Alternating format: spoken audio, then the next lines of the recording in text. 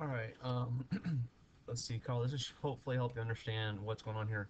What I did is I tried to draw a picture of this particular situation so you could see. In the calculator, I'm going to go to my calculator so you can actually see it. So in my calculator, what I did, let me pull this over. I went to y equals, and I know you don't have to use a graphing calculator for this class, but I wanted to kind of show you visually. So what I did is I put in the original equation, and I'm kind of trying to show you why there's two answers.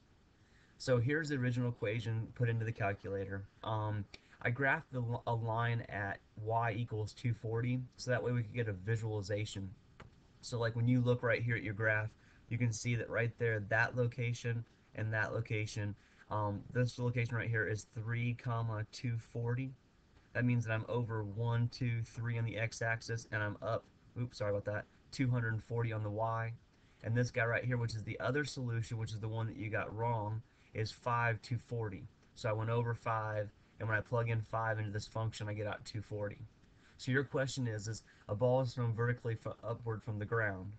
Its distance in feet from the ground in t seconds is given as the following. So what I did is I modeled that. I drew this graph here with the graphing calculator to allow you to see the model of what's really happening. So think back to, I mean, even now, I mean, I don't know if you ever go to a lake or the river and throw rocks. You're throwing things basically at a polynomial function, where you have a parabola that's being formed. After how many seconds will the ball be 240 feet from the ground? So at this point, essentially what you're looking at and seeing is that if you go past 240, if when I throw that ball or whatever it is up, and at some point, if I ever go higher than 240, which in this case I do, I max out, I believe, somewhere above 250.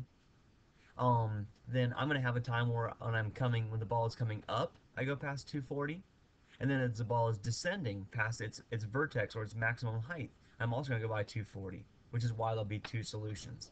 Now the quadratic equation also showed you that you just maybe were unsure, or maybe possibly when you went through and did all your algebra there, something happened where, because of all the positive and negatives, you thought you only had one answer. But remember, this formula essentially means that in the end, you're going to have negative b plus the stuff in the square root over 2a, and you're going to have negative b minus the stuff in the square root over 2a.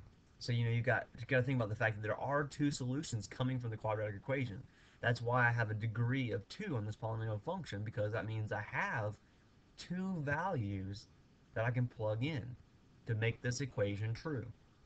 So, ultimately our equation was, that we started off and we had negative 16t plus 128t equals 240, but we knew we had to set that equal to 0, so we moved the 240 over, so we subtracted 240, and so at this point we had negative 16t squared plus 128t minus 2.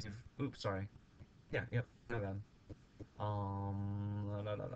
Undo, minus 240 equals 0. And so that right there was the equation that I was working with, to be able to solve this problem. Now, if you watched the video or you did the help from them, they then took and moved all of this stuff to the other side. So they actually worked with an equation where they had 16t. So that became positive. So the negative 128 became, I'm sorry, the 128 became negative, and then the 240 became positive, and then they had it set equal to 0. So basically they just switched all the amounts, so that way my A would be positive, because this is my A, and this is my B, and that's my C. Alright, so give that a shot. Hopefully that'll help. It's a conceptual thing. We didn't go tons really far into the conceptual part because this is an online class. We just focused basically on using the quadratic function here, using this guy to solve the application problem.